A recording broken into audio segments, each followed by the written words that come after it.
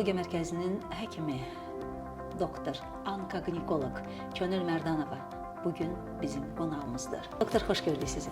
Xoş gününüz olsun. Necəsiniz? Yaxşı. Siz necəsiniz? Yaxşıyam. Profilaktik olaraq xanımlar özlərini necə qorusunlar və həmişə deyirlər ki, biz hardan bilək ki, xəstəlik var və ya hardan hiss eləyək xəstəlik var və profilaktika çox vacibdir bu işdə. Mən sizdən bu haqda danışacağam. Bilgili olmaq, ümumiyyətlə nə necə olmalıdır bilmək heç bir ziyanı yoxdur. Profilaktika bəlkə də günümüzdə çox eşitdiyimiz bir sözdür. Profilaktika nədir? Önləm alırıq. Biz xəstələnməyək deyən önləm alırıq. Ümumiyyətlə, hər bir işdə bir önləm var. Bu sağlamlığa da aiddir, qeyri-sağlamlıq proseslərinə də aiddir.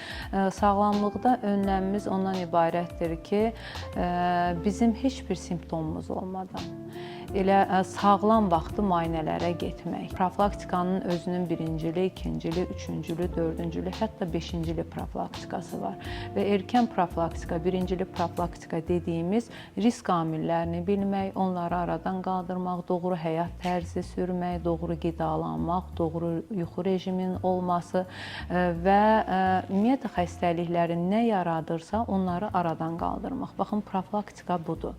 Normalda özünü sağlam hiss edən bir fərd 2 ildən bir, o indi populyar bir söz var, check-up.